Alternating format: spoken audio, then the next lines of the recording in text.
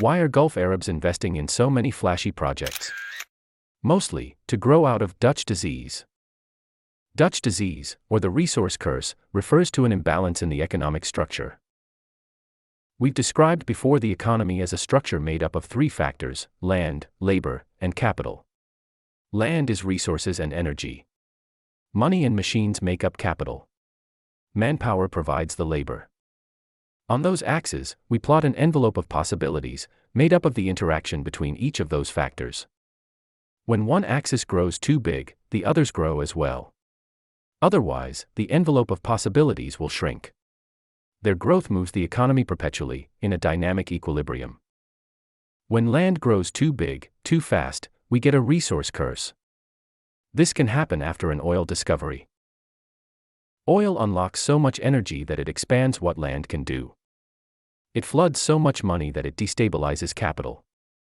Oil's energy shrinks the labor factor, since it allows us to do much more with far fewer people. The economy radically changes. But it can be changed even more radically. That's where the flashy projects come from. They are an attempt to radically alter these factors. Consider farming. It is limited by the amount of good land, which is fixed.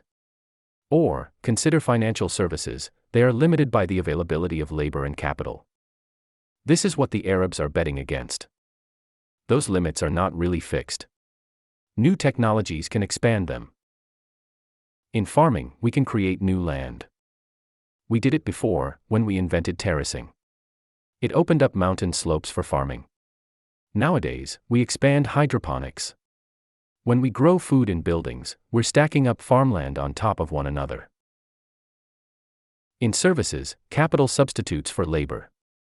Machines replace many human workers, as the 20th century's blue-collar workers can testify. Nowadays, it is the turn of white-collar workers to be automated away. Capital can use artificial intelligence, which has caught up with knowledge work.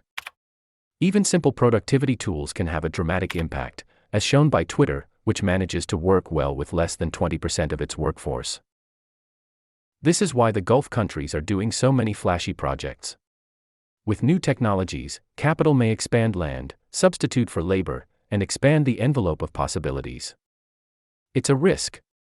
But it's a good bet. Thank you for your 2 minutes. For a deeper dive on sustainable development, climate change, and how to manage their risks, you can find George's book, Planet A, on Amazon. See you in the next one.